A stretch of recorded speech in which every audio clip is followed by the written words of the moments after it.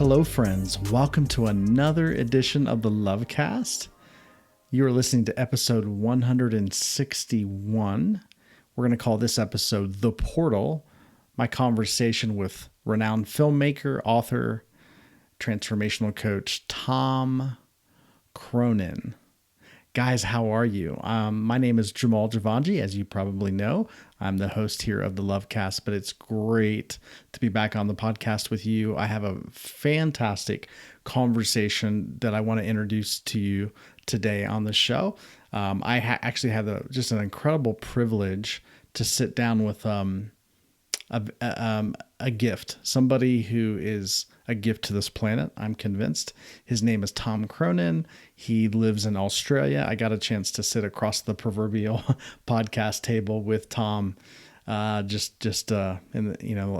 few weeks ago, and really was blown away by the conversation we had together.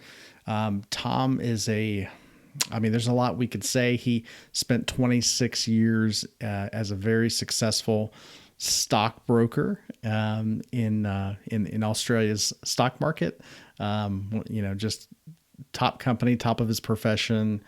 Really successful in all the ways the world would define success, but that all came crashing down for him, and which he'll talk a little bit more about that.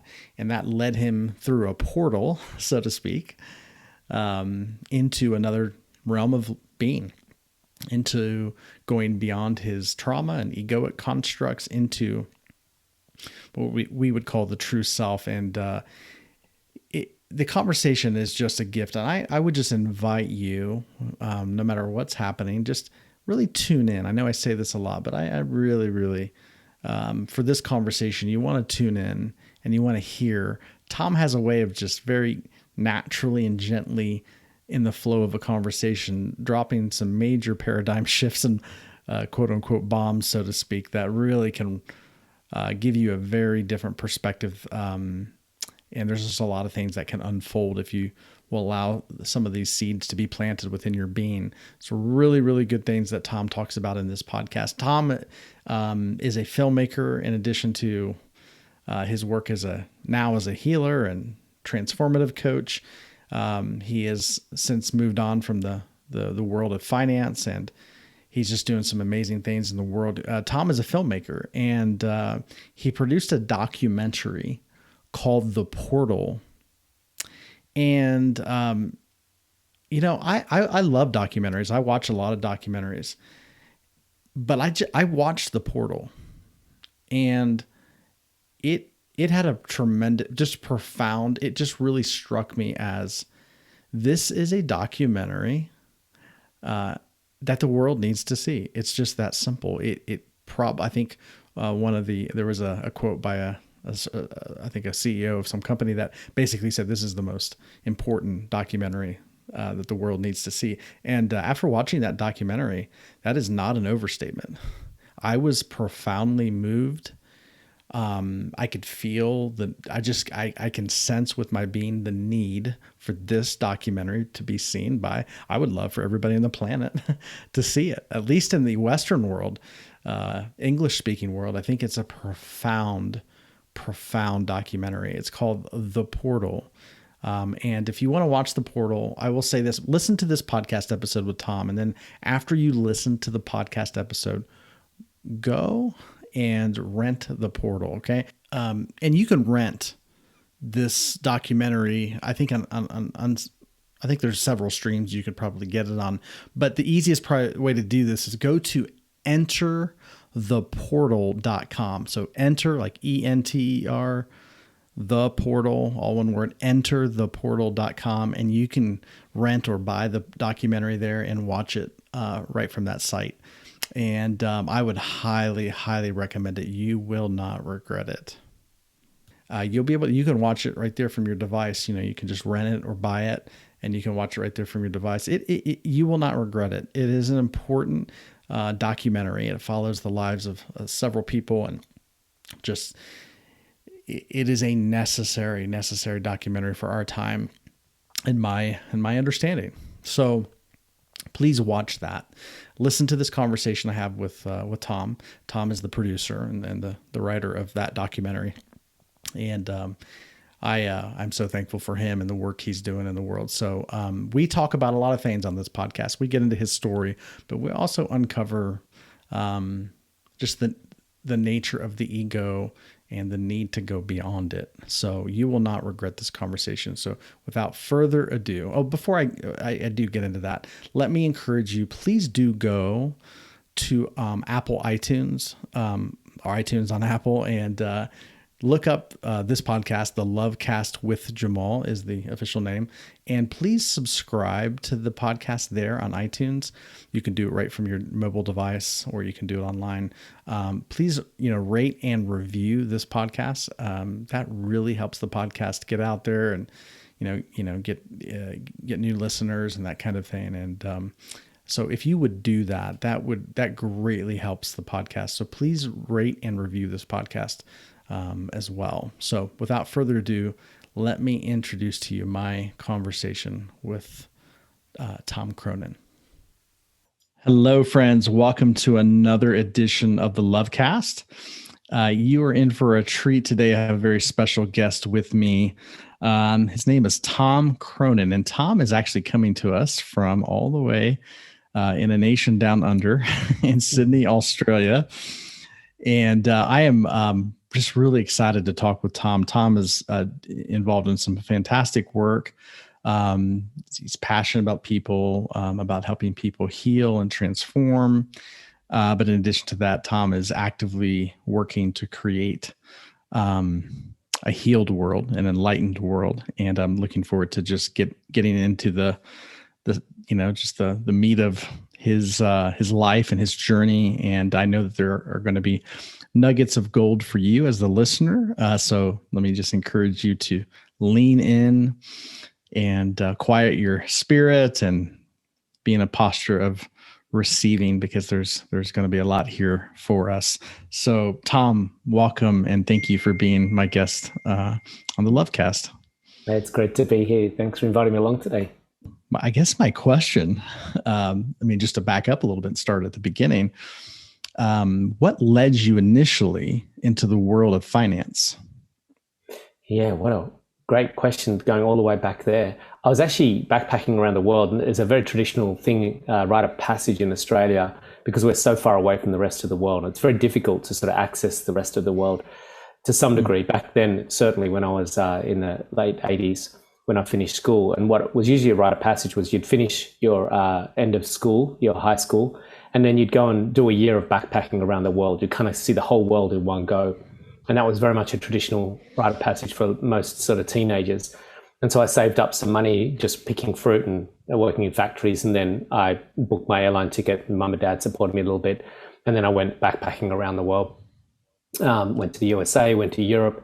And the next step from there was to come back, and I was about to do a university degree in journalism. I was traveling around the world listening to Susie and the Banshees and the Smiths and, punk bands, and reading French existential books. And I was very passionate about wanting to save the world from capitalistic greed, and was very sort of, had a very sort of left-wing perspective of life. And then I got back to Sydney, and I had blown all my money traveling around the world. So I needed some jobs. So to save some money before uni, I had a few months to kill before uni. So I applied for all these jobs in the paper, and then lo and behold, next thing I found, I got this job on a trading room floor, which I had no interest in or no idea about it. But next thing I was on a massive Wolf of Wall Street style trading room floor. So there was 150 guys yelling and screaming and trading millions and billions of dollars of swaps, bonds, financial products and currencies, things like that. And I was literally going to work there for a few months and then resign and then go and do my university degree, be a journalist. And lo and behold, after about 3 months, they gave me a big pay rise and a bonus and said, I'm past my probation. Looks like you're going full time now. And I thought, okay, just one more year. And then at the end of that year, they gave me another pay rise and bonus. And the money was crazy for a young 19-year-old. And I thought, okay, just one more year, then I'll do uni. And I kept deferring uni and kept getting more pay rises and bonuses. And that led to... Just for the Also, just for the listeners, uni is Australian for university. Yeah, we Is like that to right? shorten everything. Sure, the words. Yes. We're very lazy, so like to shorten words. That's awesome. And so I kept putting off university, and lo and next thing, 26 years later, I was still in finance doing trading in Wow. Switzerland. Wow. So each year, incrementally, they just kept paying you to. It's kind of an, I think a word that we would use here is entrapment. Not that that was their intention, but it's We call kind it golden handcuffs. Yeah, in the industry, it's called golden handcuffs. You kind of get handcuffed to it because the level of wealth that you're accumulating made it very difficult to leave it. And so, you just each year, I was surprisingly very, very good at the job. And that allowed me to continually get these big bonuses and bigger salaries. And so it was very, very difficult to leave. And you kind of get glamorized and pulled into the vortex of wealth. And it very much showed how easily swayed I was from my original idealistic ideologies that I was sort of embracing as a young 18-year-old traveling the world, and to suddenly be thrown into all this wealth and then very easily be swayed so quickly into, the lure of lots of money. And what that did was it put me onto this trajectory that was very much the trajectory of the finance markets back then. This was late 80s, early 90s. We had Wolf of Wall Street, Jordan Belfort. We had Gordon Gekko and Bud Fox from Wall Street, the film, and Bonfire of the Vanity, Sherman McCoy. So this whole greed is good and lots of money. It was a sort of real sort of wild, wild west of the finance markets and stockbroking and everything back then. And I easily got swept into that culture. And it moved me a long way from my truth, from my journey in life. And that what led me to ultimately lots of imbalances like extreme anxieties and addictions and depression and insomnia and panic attacks. Amazing. Absolutely amazing. To back up a little bit, when it's fascinating being from the States here. I just never thought about Australia. I mean, obviously it is very much removed from the rest of the world just geographically, but never thought about the idea as kind of a rite of passage for when Australians are coming of age to travel the world, to get a sense to see the world. How do you feel like that trip, or how did that open your eyes? What did it start? What was the shift that happened in you? If you were to look, just kind of summarize, how did that all your visits to, I'm sure, many different countries and experiences with different cultures, what did that show you? It showed, it really allows you to tap into a level of, I wouldn't necessarily possibly maturity is the word I'm looking for. We live a very sheltered life. We come out of school, we go straight into uni, and our parents usually pay that way for us. And yet here, I'm an 18-year-old and I've got a backpack and not a lot of money, and I'm trying to wing it across, different countries around the world. And you're kind of really thrown into having to stand on your own and mature and see the world in a bigger, broader perspective. You're seeing different cultures, different ways of living. And, I was moving in and out of, I think, 20, 30 different countries over that time. And it really opens your eyes up to a different way of seeing the world and being in the world. And that was, I think, why it's such an important rite of passage. And I don't think children do it these days as much as they used to, because there's so much emphasis on career and wealth creation that they're sort of immediately going straight from school into university. And I think that we're missing something really important about our development by not grabbing that backpack and exploring the world as an 18-year-old and starting to find your way through life and see the world in a better light. Totally. Absolutely. I'm convinced that if more people would have more exposure to different parts of the globe, that we could end war for the most part. I know that's a ambitious statement, but just to be able, it's much harder to feel animosity towards a group of people that you've actually spent time with and interacted with. It's easier to see their humanity versus see what's, how they may be different than us. So that's a huge education to be able to immerse yourself in different cultures. So fantastic. Then obviously going back home to Australia, getting involved in the world of finance. And then, every year you're paid to stay. And then the suffering begins. And I've heard somebody put it this way, and I'd love to get your thoughts on this, but I've heard someone say suffering is the degree to which is the distance. Suffering is the distance to which we have been separated from our truth. What are your thoughts on that? Yeah, very much so. I feel that's one beautiful way of looking at it. I also had a wonderful quote from my teacher that said, suffering is proportional to our resistance to change. And so we have this underlying intelligence, this force of intelligence that's called evolution. And it's always moving us forward progressively towards greater harmony, greater love, greater light, greater joy. And anything that is not supporting that trajectory will then invoke suffering as a tool, a mechanism of that intelligence to guide us. So I always see it as like this beautiful maternal loving force. It's like a beautiful loving mother that is there to support and look after you. And the analogy I quite often use is like a little child that's wanting to play with a knife and a PowerPoint socket and stick that knife in the PowerPoint socket. Then the maternal loving mother that absolutely reveres and adores and loves that child so much will bestow some discipline. And it might give a warning a couple of times. And maybe on the third warning, it might have to instill some wrath, maybe some forceful discipline to try to send a message that, hey, this is not actually good for your survival. This is not good for your evolution. This is not good for your life. I need to firstly possibly give you maybe a bit of a smack on the bum if you're that type of parent, or maybe, remove you from the scene, remove the knife from your hand, put you into your room and give you some discipline to remind you that next time you try to do that thing, it might not be a good idea. And so that's what I see suffering is. It's this beautiful mechanism to guide us and remind us and help us move forward progressively. And it's usually a way of eluding us to blind spots. And so for me, I had all these blind spots. I was just doing what was habitually and culturally done in that environment. And it was also part of my own insatiable desire to have more pleasure through sensory experiences. So I had a lot of drug and alcohol sort of, addiction and other things. And so that was just purely trying to find this hedonistic pleasure. And the universe is trying to guide us that that's not actually what we're here for. It's not what our journey is all about. And so it bestows these sort of unpleasant experiences on us. For me, it was anxiety, panic attacks, depression, insomnia. It will make something uncomfortable for you to see if you can find a way forward and see what your blind spots are. So good. They're so well said.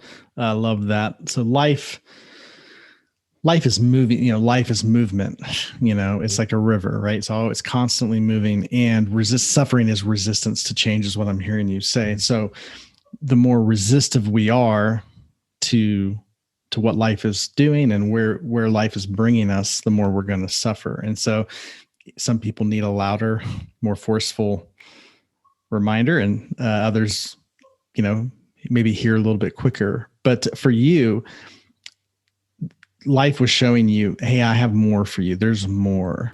There was inklings of wanting to obviously affect change in the world, heal people, help people. Obviously, that's what you were uncovering in your journey and, on your trip traveling the world. So, and then the ideas were we can do this economically, maybe through more left-wing means, but then you get caught up into almost the opposite, right? In Australia, in the world of finance, pure capitalism kind of a thing. And then again, that's not to say we're comparing capitalism versus socialism or anything like that, but your truth, what I'm hearing you say is your truth is about transformation. You're here for transformation, to help people and the world transform.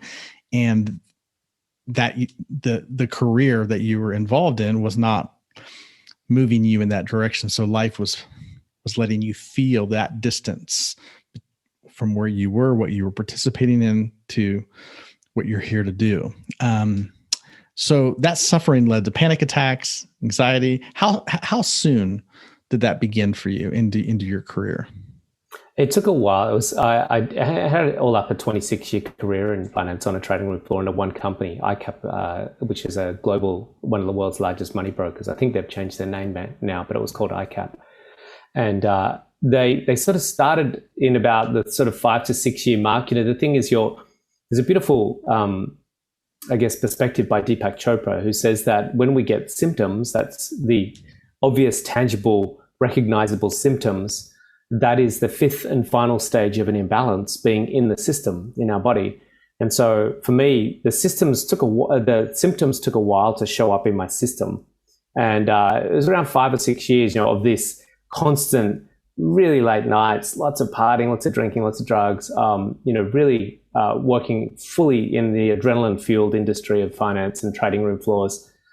They started to show up around 5, 6 years, but they continued on because I didn't do anything about them. I kept resisting the change and wasn't adapting. And this reduced adaptive capacity that happens when we're stressed compounds the problem. And so they really culminated around the 9 and 10 year mark. So I'd been there for 10 years, and that's when I literally had a nervous breakdown. My whole system collapsed. It just was overwhelmed with the load that I was putting on it and the accumulative effect of that type of lifestyle. And this is what inspires me to do my work, is that I can see individually we're seeing this resistance to change, this collective buildup of stress-induced symptoms. And then we're seeing this collectively as well. What I see on the planet is the same degree of suffering collectively because of this distraction and because of this resistance to change and the lack of adaptive capacity. Amazing. And wow, what a profound statement when you say that by the time symptoms show up, that's the fifth stage of being out of alignment, so to speak.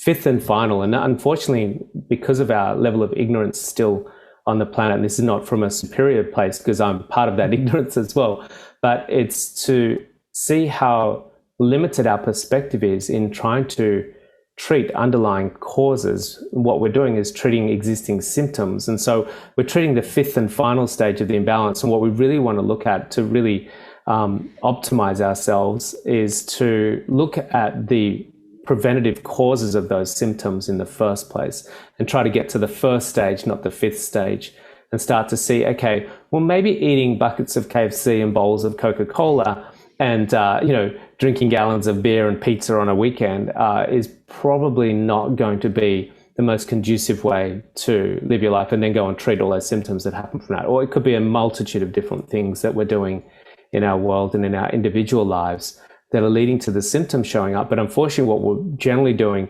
particularly with pharmaceuticals and Western medicine, is waiting for the symptom because it's really good business, and then treat that symptom. And that's really good business when you do that. Totally. Absolutely. And what would you say are the other stages, the other 4 stages of imbalance? I think it's in a book called either Quantum Healing or Live Longer, Grow Younger by Deepak Chopra, or Perfect Health. It's one of those 3 books. I remember reading it. I'm feeling that it's Quantum Healing. I've read so many of his books, but he talks through those 4 stages where it starts very early on as an imbalance that's, let's just say, for instance, for you, I don't know if you want to talk about it, but you might have a dilemma in your life, if it's gout or something, and then and we can go back to, okay, what causes that? And then if I take preventative measures, then what I find is the symptom, if I go back to stage 1, which causes the trickle effect of stage 2, stage 3, stage 4, stage 5 in the body, and then finally I get a symptom on stage 5. If I can get back to stage 1, what's the initial starting cause of that problem? Let's just say for anxiety. I used to have a lot of anxiety. So what is the initial starting cause of anxiety? And there could be a number of different factors. It might be that I'm drinking too much coffee. It might be that I'm staying up till midnight playing Fortnite instead of reading a book and going to bed at 9:30. It might be that I'm not meditating. It might be that I'm having an extremely overactive mind that's projecting into states of worry rather than sort of being much more present. So there's a number of different factors that I can actually attribute to the underlying symptomatic experience of having anxiety, that if I wind that all the way back, I can actually get to a preventative stage and reduce the symptom.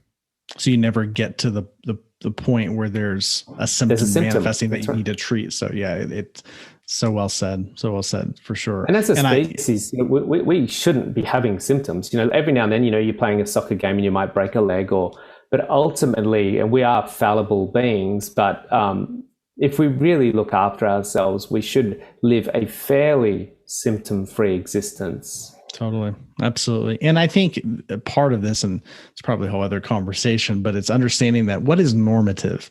I think here in the West, especially in the States, we think chronic disease is normative, and it's not. It's actually very abnormal, because our body's designed to function, to flow, to heal.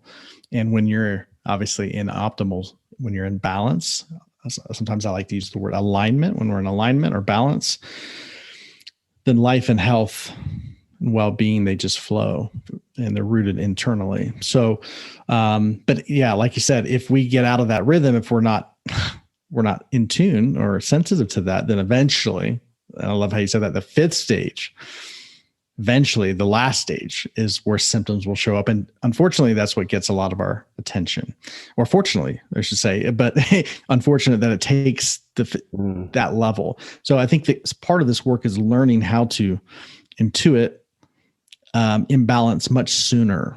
Would you say that that's a huge part of the work that you do, is helping people realize where imbalance begins versus not where it ends up at the fifth stage where symptoms are manifesting, but really learning how to sense where it begins? A big part of my work is to actually get people meditating, particularly in the deeper transcending styles of meditation. What I find when I very rarely work with someone that's it's almost a prerequisite of mine to work with someone, because their lack of adaptive capacity. It doesn't mean we don't have adaptive capacity when we're not meditators or meditating, but what I find is a vast increase in their adaptive capacity when they are meditating. Plus also when they meditate, particularly those deeper styles of meditation, when they get into pure consciousness itself. So beyond the sort of mindfulness and visualization and gratitude type of meditations, which keep you in the egoic state still, it's just that you're working with your ego to have better thoughts. But when we transcend the thinking altogether and transcend our ego structure, we access a field of intelligence and pure consciousness that's not influenced by our thought forms. Now, we have very coded thought forms that are very habituated, and we operate from an ego structure that has an insatiable appetite. It can never actually be content or fulfilled. So that ego structure is always in a state of craving and lack. And this is what ultimately drives us into making decisions and doing things that are actually going to show up symptoms because of the nature of those desires. And so we have to transcend that ego structure so that we can start to tune into that intelligence, that subtle wisdom or intuition that then is able to detect more succinctly, more adeptly those choices, those thoughts, those actions that are leading to those imbalances, and tune into what the cause of those imbalances are, and be more adaptable to making some changes to reduce those imbalances. Wow. And I want to just highlight something you said here, which is the ego, the egoic structure, kind of the character we're playing, our identity, so to speak, what most people I've identified with, is incapable. This is what I've heard you say, is incapable of being satisfied, of being at rest, because 100%. it's rooted in a sense of lack. That's profound. It can never be fulfilled. Never be fulfilled. So trying to fulfill yourself while remaining in an egoic stage of consciousness is just guaranteed failure. So the key is to go beyond.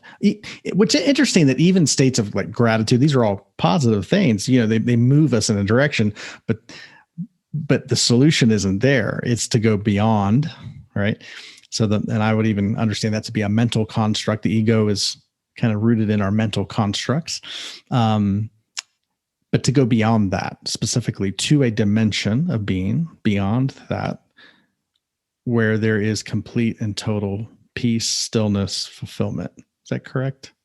100%. Yeah, absolutely nailed it there. So the ego structure has embedded in it as one of its key characteristics that's non-changeable, and that is an insatiable lack. The reason why we insatiable lack, yeah, and the reason why we have gratitude is because we're trying to convince the ego that life is okay and life is good and life is abundant. But when we transcend that even further, and get to our divine quality or our godlike self or our higher self or our pure conscious state or presence itself, whichever you want to call it, the unbounded formlessness of being, that's when we don't even need gratitude because we just are present, which is wholeness and fullness. That's a game changer. Okay, so let me say that again. Okay, gratitude. So here's what I'm hearing you say. Gratitude is really just the ego's attempt to convince itself that life is okay. Yeah. But because the ego is rooted in lack, it's not, it never really fully buys into that, believes that, can anchor into that. You can't convince it. But that's why we do gratitude in the morning, but by midday we're pissed off and frustrated. I got to do my gratitude again. Amazing. Okay, gratitude. I'm totally tracking with you, I know what you're talking about. I don't know that I've heard somebody put it quite like that, as far as that gratitude is simply a construct of the ego trying to convince itself that life is okay. That's a game changer right there, because gratitude is a state of being, not something you need to think about, but to be at bliss, to feel satisfied, right? Because the ego is incapable of satisfaction. So it tries the mental construct of, let's think of the things that we're grateful for, which is almost an attempt to force your way into a state of being. But if you have to force your way into a state of being, that means it's not your state of being. So, but by going beyond the egoic construct, here's my understanding, is that when you're rooted in operating from this dimension of being that goes beyond the ego, there's a natural state of bliss. There's a natural state of satisfaction, which is grateful for everything. But it's not an effort. I'll just pause on that. It's not grateful for everything. Grateful, again, like we said, is an ego construct that can only imply two things: the thing that's being grateful for, the thing that it's grateful of. And so two things is duality, and duality is only ever going to be in a place of lack and deficiency. Now, that said, I still recommend gratitude because Sure. Whilst we have ego, and I've got a gratitude meditation that we give away to people, whilst we still have some remnants of ego, and until we're fully, in Buddhist terms, they call emptiness. The emptiness is the only way to get to fullness, because we can't be full while there's still traces of ego. So the process is to be empty of their ego construct. Now, for some people, they might be really triggered at the moment. That's going to trigger some people's ego, because people's egos don't want to be empty or non-void. The ego wants to be present, and it wants to occupy, and it wants to be identified, because that's the whole point of an ego. It likes to be in existence. So some people might be a bit challenged at the moment because it sounds like spiritual bypassing. Let's just acknowledge that we all have ego. I have ego, and I do need to work with that ego. So I do have some gratitude processes. However, I'm acknowledging from my divine quality that's observing my ego structure, oh my goodness, you're still trying to convince yourself that your life is amazing, when in actual fact, when I'm in my divine quality, life is not amazing. Life is just full. Life is just bliss. Life is just joy. There's no judgment. There's no gratitude. There's no, oh, I'm so grateful that I have that. It's because I am all of that. Yeah, and I'm so glad you said that. Totally. So it's not gratitude for a limited thing, but it's just full gratitude. It's for just the full. life It itself. just is. There's no duality there. It just is. It's just is. The divinity just is. It's not like, oh, I'm so glad that I've got this flower here. It's just like, I am the flower. It's just expressing through forms in multiple ways across an entire cosmos. Beautiful. So well said. Fantastic. That is a game changer. Thank you. My question is, okay, so how did you discover meditation? How did you even get into this world?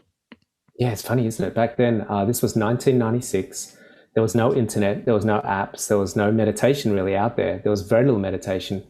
It was very unheard of. I grew up on a farm, went to an all-boys Catholic school, and then went to a trading room floor with 150 guys yelling and screaming. So it's very much never come across it in my entire life.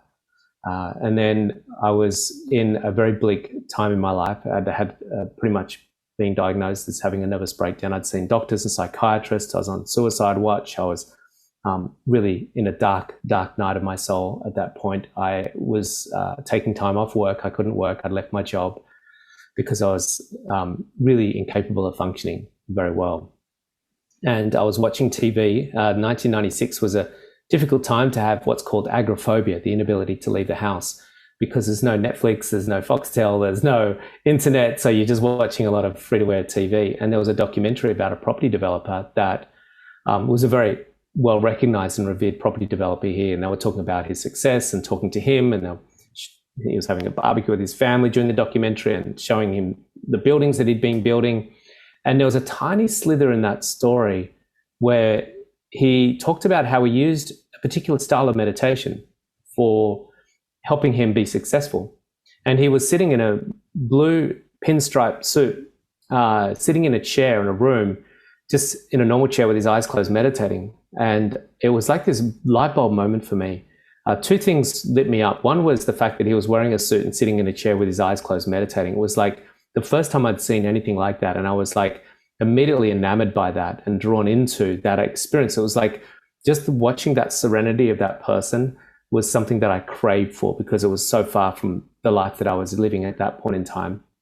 And secondly, he talked about the technique, and he used this word transcendent or transcendental meditation. Now, at that point, I'd been really into the nightclub scene, the rave scene, lots of drugs, drinking, ecstasy, cocaine, and I really loved this idea of getting out of it. For me, I just found the pleasure in getting out of it, getting wasted, as people would say these days, and which is a kind of interesting word to use. But the idea of transcending also triggered something in me. And it was very much what I discovered afterwards when I started to look up transcendental meditation and started to do the actual practice. It's like, wow. For many years, I was in big warehouse parties taking ecstasy, which is serotonin and oxytocin activation through the MDMA, in a unified experience of lots of people feeling connected and dissolving any boundaries of separation and coming together in this unified experience. And I thought, when I started meditating, it's like, oh my goodness, this is what I was craving in a warehouse, but I can actually get it through this practice. I was getting this increased levels of serotonin and oxytocin through the regulation of my meditation experience, but I was feeling a unified connection, not just to other people, but to the planet and the cosmos itself. And it's like the rave culture was kind of like this little microcosm that was synthetically fabricated to try to harness and encapsulate what we can all experience individually through this transcendent meditation experience. And it was a real game changer for me. That's fascinating. And so much there. I love, first of all, how when we're ready, that life will show up, that somebody will show up when the student's ready, the teacher will appear, kind of thing. And when that person shows up, it just kind of sucks you into that world through your own desire, through your own awakening process. But then, recognizing that you've been on this journey, right? Even so many folks are turning to substances, drugs, alcohol, marijuana, whatever it may be. They're trying to get somewhere. That's what I'm intuiting is people are trying to get. And even going to the raves, going to clubs, for you were trying to get somewhere. And that somewhere was a sense of connection with everything. It's not the, I always say that it's not the desire of folks who are using substances, addicts, whatever. That's not the problem. The desire is not the problem. It's the mechanics of how they're getting there. Because again, you can't get somewhere. You have to be somewhere. You can't get to where you are. It's really about learning to be, at the level of being beyond the constructs of the ego, for sure. So this opened up that world for you, and you got introduced to transcendental meditation. What, just sort of for the listeners here, how would you define, or how do you understand transcendental meditation? What is it? And so, two-part question. First of all, what is transcendental meditation? Secondly, would be, what are some of the common misconceptions that people have about meditation? Yeah. So firstly, what transcendental meditation is, and it's sort of morphed into some other sort of branches as Vedic meditation. And I think Deepak Chopra's got a primordial sound technique, which is very similar as well. So they all use what's called a Bij mantra.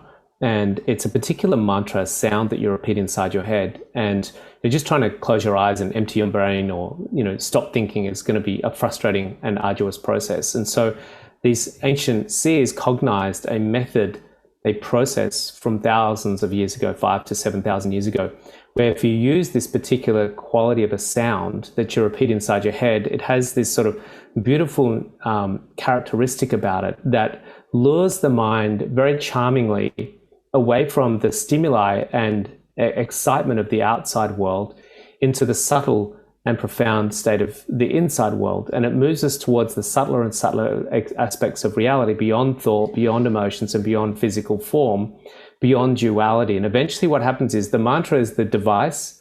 It's a vehicle to take the mind into it. And eventually what happens is there's a point that the mind actually transcends. That means it goes beyond thinking. So now the mind is awake, it's conscious, it's alert.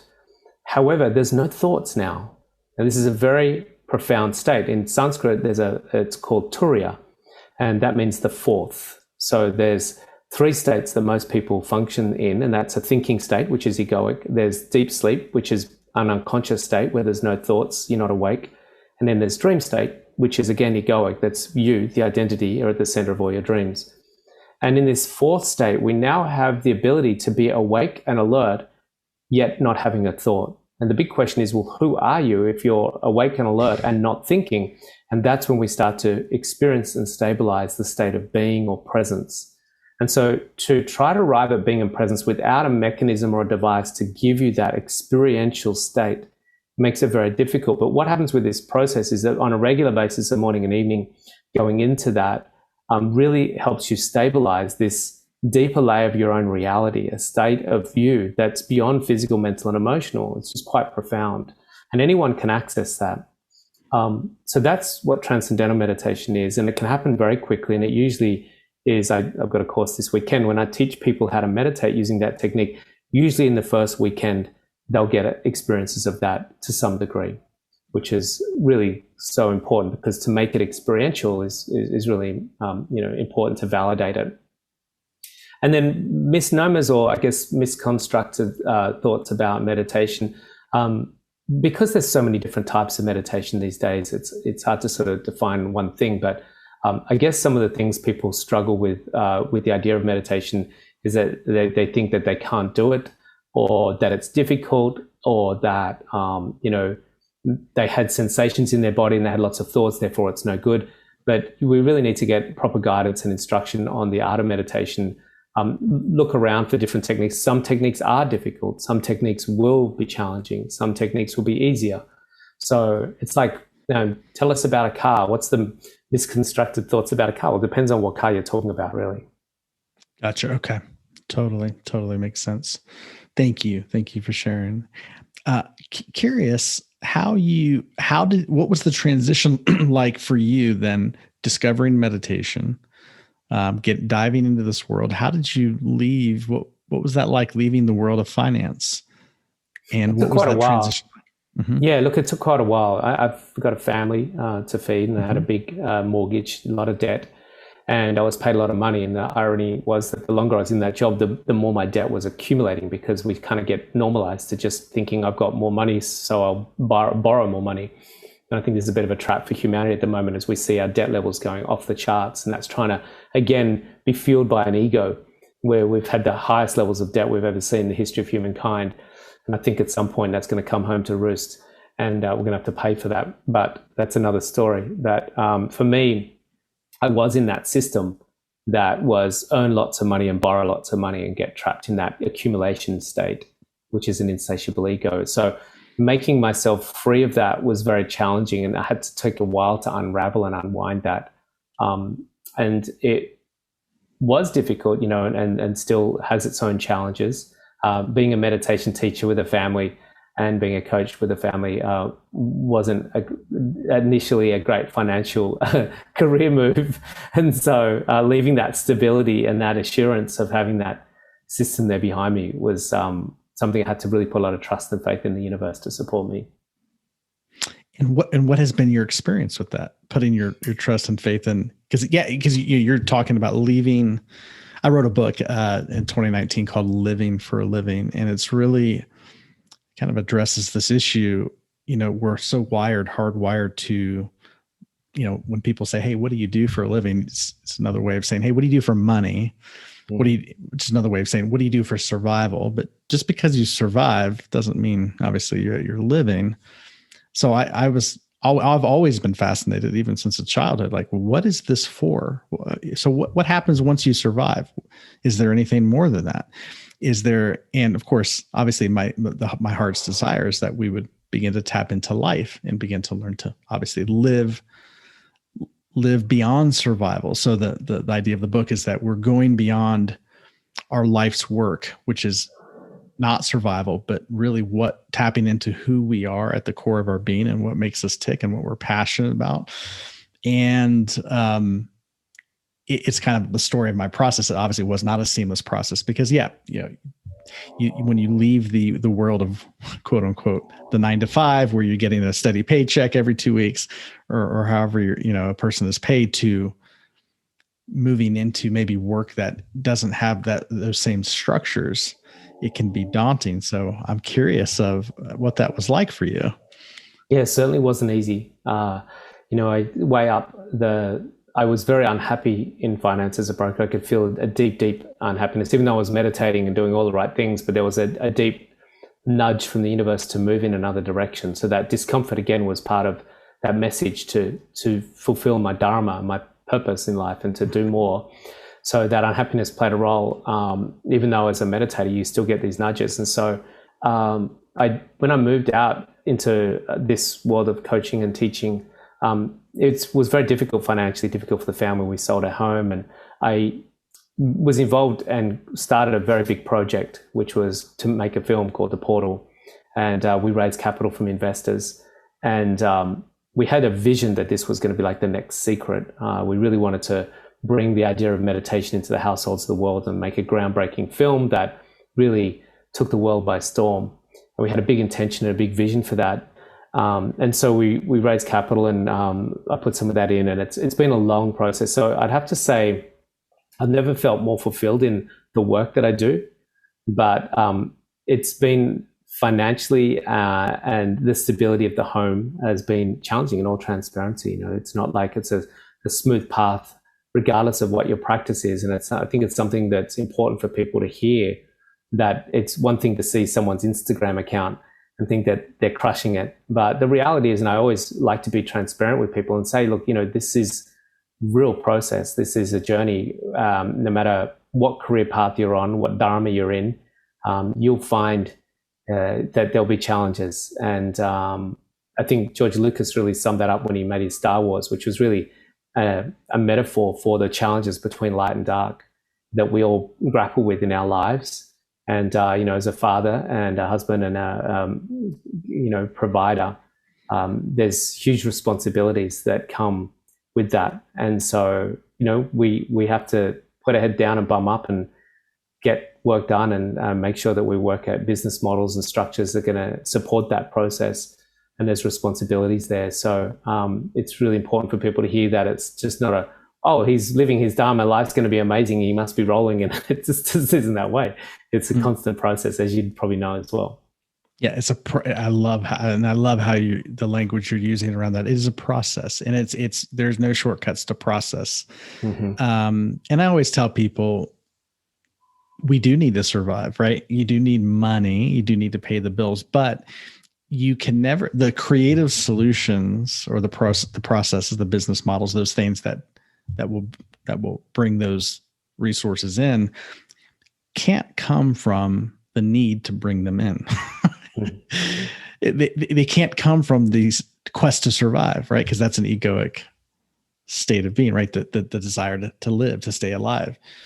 But if we can go beyond that, it's amazing. What's amazing is that the creative solutions, the process that we need will come, and to trust that process. And that is a challenge, but usually what causes us to need to trust is some form of stress. Like you say, the life has a way of showing us, we need to go beyond where we currently are. And if we don't listen to that, it gets even more difficult, which is another challenge, but it's also that we will move beyond I will say, for lack of a better word, just the natural, physical, tangible world that we see, taste, touch, smell, to go beyond that. We sometimes have to be nudged to go beyond that. And that can be challenging for folks, but it is a process. But I'm sure you would say this, that as you have listened to that and moved into that space, that dimension of being, that the universe has provided opportunities and has taken care of you and brought you to this point. Yeah, we've never not had a meal, and we've always lived in nice locations and managed to, the universe, you have to have such a deep sense of trust in the process. Yes. And this is one of the things that I've learned along the way in my studies, that the ego is riddled with mistrust. It's riddled with mistrust about the process. It's always in doubt, and it's always in a state of worry and anxiety about whether... The ego is riddled with mistrust. Yeah, it's one of its characteristics. So there's four main characteristics, but two of the ones we've mentioned today is that it mistrusts the process, and it is in a constant state of lack. And so when we transcend that ego structure and we start to just realize that there is this beautiful, supportive intelligence, that everything is beautifully designed and supportive of our own evolution and growth, that we feel eventually, when we start to be in that state more, we have a greater sense of ease and greater sense of faith and acceptance about it all. I mean, absolutely amazing. So much goodness in what you've shared there. So beautiful. Thank you. And I'm really passionate about inspiring people to meditate, because we know enlightenment exists. We know that state is very profound, very blissful, very loving. We know it exists, and the only thing that differentiates someone that's enlightened and someone that's not enlightened is a degree of application to meditation. Okay, can you say more about enlightenment? How, if you were to give a definition for enlightenment, what would you say? How do you understand that? Well, if we break it down, N is of, and light, of light. So we are starting to realize that there's an essential quality about us that is a lightness. And if it's a lightness, essential quality about us that is, there's a light and buoyant kind of state of being. Light in buoyant, and light in vibration, and light in the luminosity of how much it illuminates darkness. And so it has a number of different aspects and expressions or qualities to it.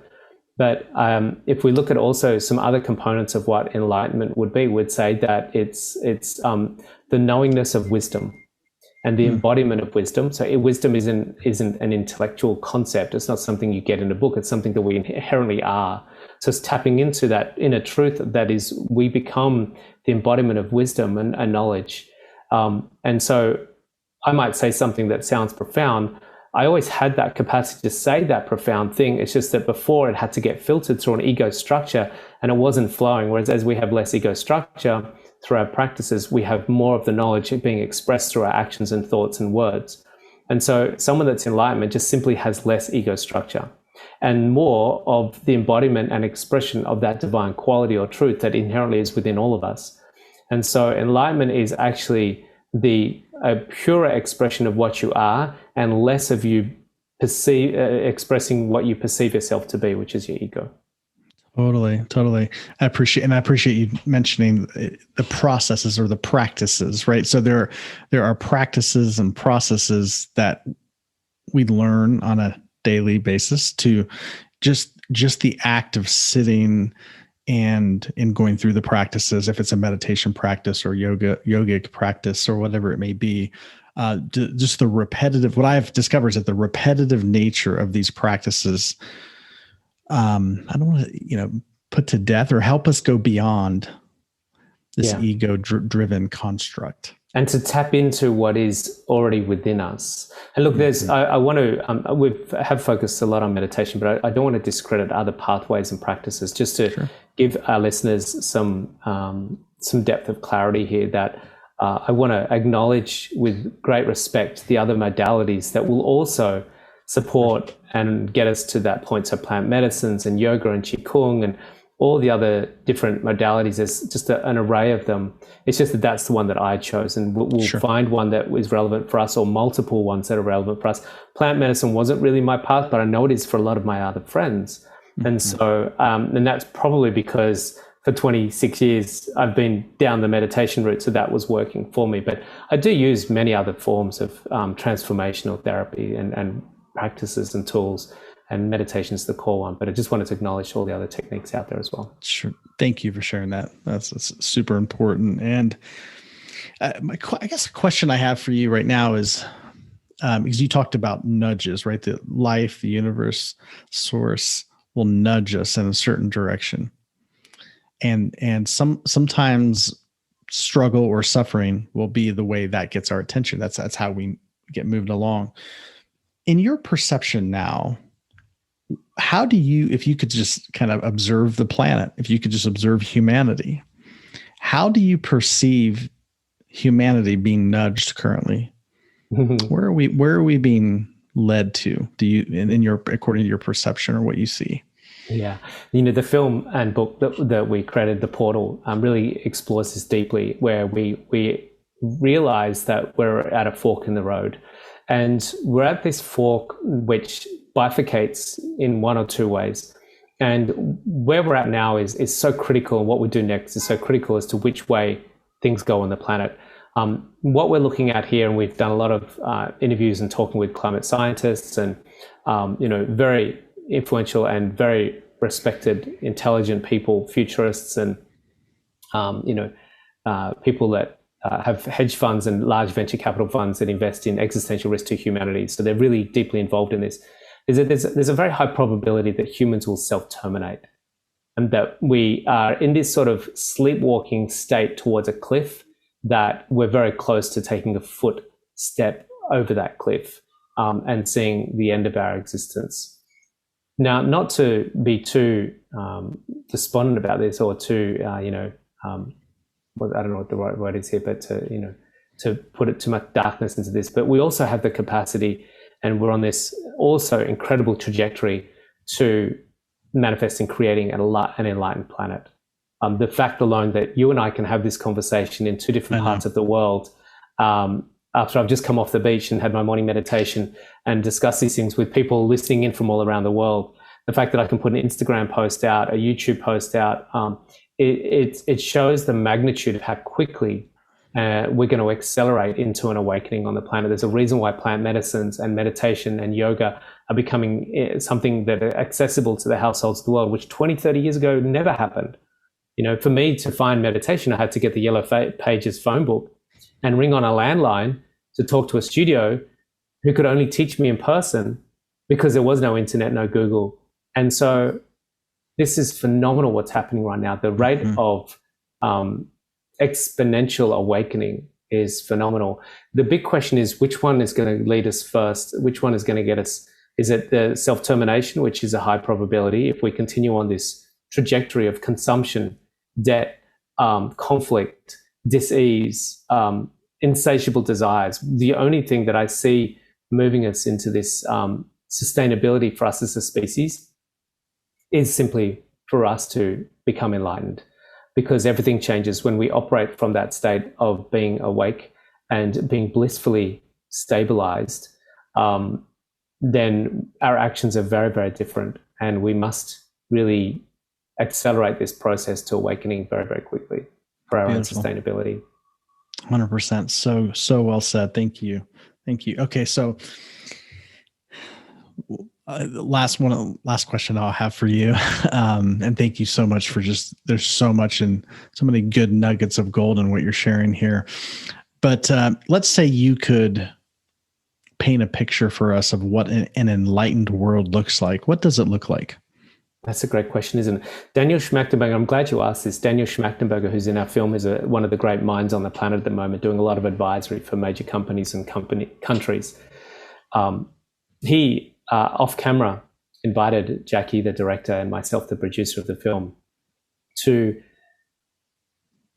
inspire a question in our audiences around the world to start considering what would an enlightened planet look like, which is exactly what you asked us here. And he said, we need people, because there's no body, there's no organization, there's no group of people currently taking that role or responsibility to create the enlightened planet. And there's no visionaries that are looking at what the blueprint is for an enlightened planet. So therefore, we don't have a North Star.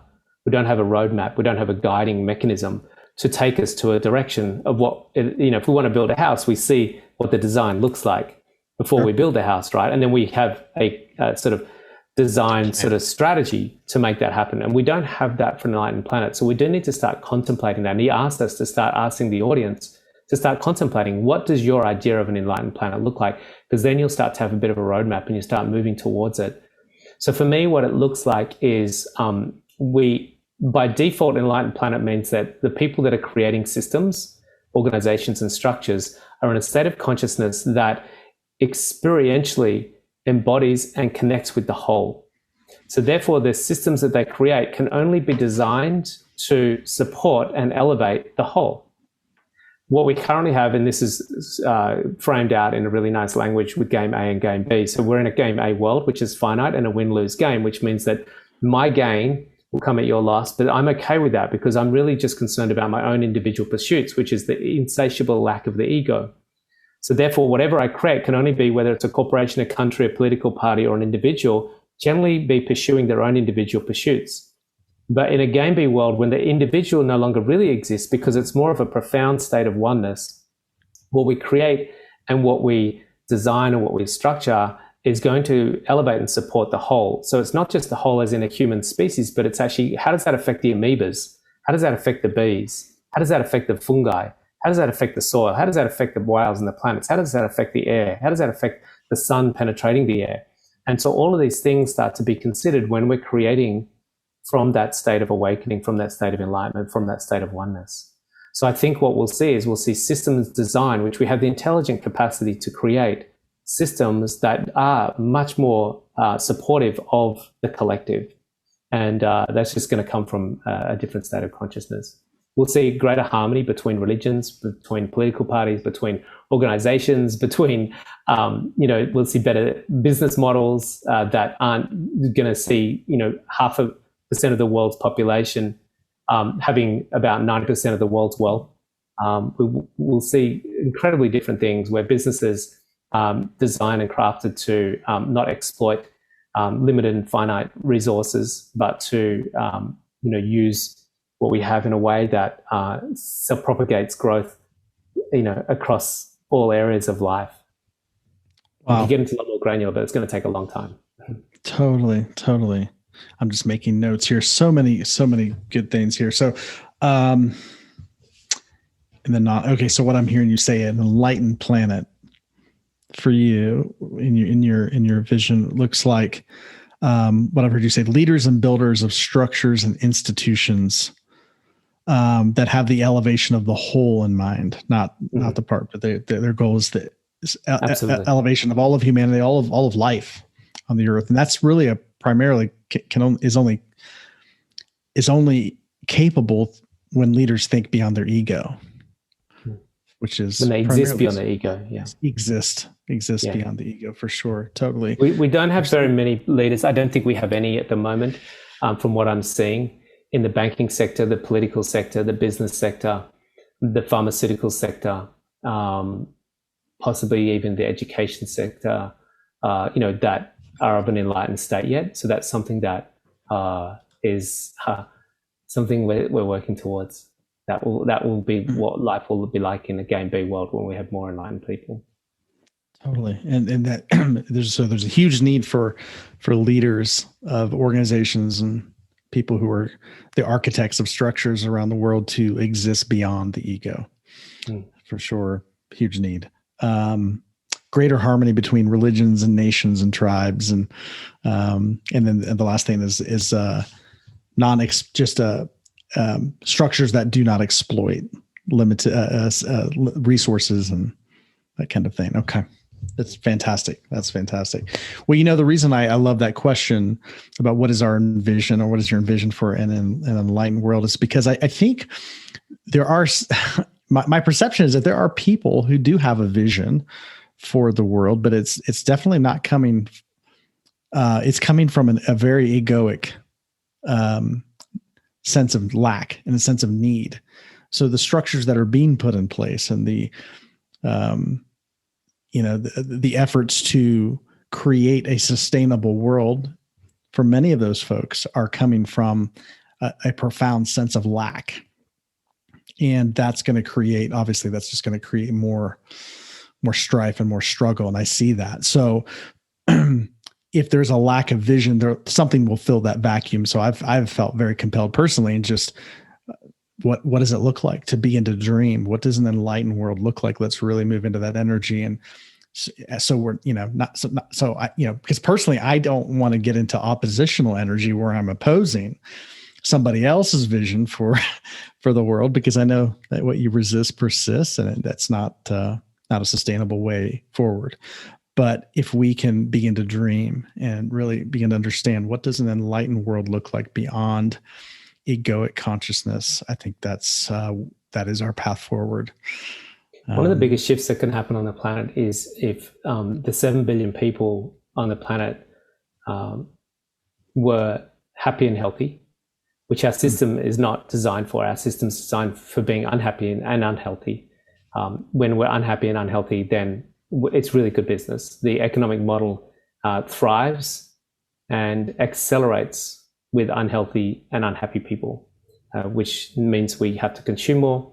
We have to depend upon a large multi-trillion-dollar unhealthy business model. That's the sickness industry. And so what does it look like if people learn how to be sovereignly healthy and to be sovereignly happy? And what you'll find in those cultures where we find those people is they consume very, very little. And they don't depend upon the system very much at all. They live very solitarily and peacefully, traditionally in the past in caves and ashrams and monasteries of the world, with very little expenditure, which is not great for a capitalistic, consumeristic society, but it's also incredibly good for a sustainability of a planet. So if we have healthy and happy people, then that is an absolute game changer for the planet. Amazing. So much we could say about that. Fantastic. Fantastic. Yeah, totally. It's simple though. That's all it takes. It is. Tom, this is fantastic. Last question, I guess, for you would be, what is one thing that people can do, everybody can do, to allow themselves to be nudged forward, so to speak? I love this saying, a rishi only takes a hint. So what that means, if we break that down, is that a rishi is a seer or a wise one that can see. A seer does S-E-E-R, someone that can see, to see through conditioning and coding and blind spots and ego. So one that is wise and adept and adaptable. They don't require cataclysmic events to shake them up and wake them up and move them onto their trajectory of evolution. And what happens is they have this incredible adaptive capacity. They just tune into a very subtle communication. It's like, oh, yeah, I'm getting that little nudge there. It's only subtle. It doesn't have to be a huge tumultuous smack or, like little Johnny that's had 3 warnings from its mother and then still ignores that message. It's like, here's the first one. I go, okay, cool. I get it. No problem. I'll adapt. So whenever we get this little subtle nudge, a little subtle discomfort, a little subtle intuition of something saying, no, maybe not. And this is what's called Kriya and Karma. So Kriya is that subtle intelligence before we do an action.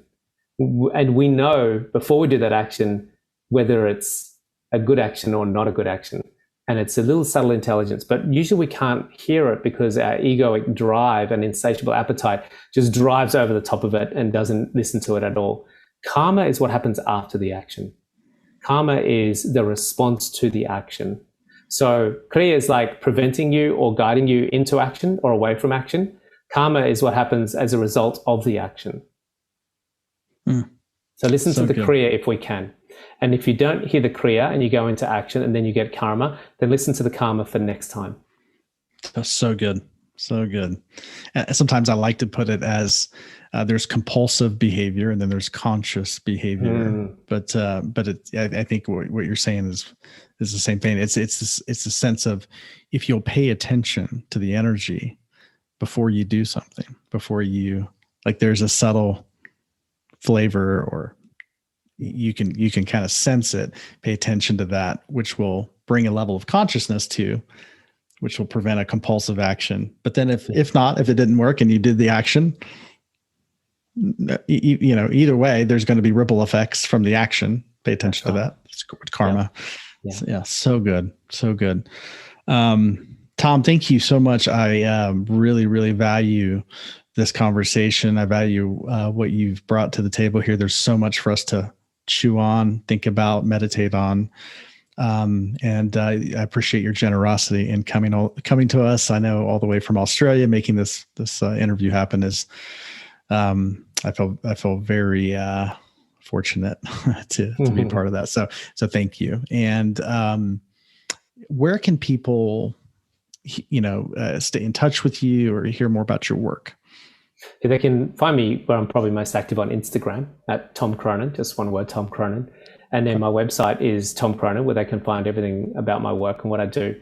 And then if they want to watch the film or buy the book, the portal, they can go to entertheportal.com. So tomcronin.com is your website, and Instagram, Tom Cronin. Okay, fantastic. Thank you, Tom. Appreciate your time. And to the listeners, thank you very much for tuning in. Until next time, take care.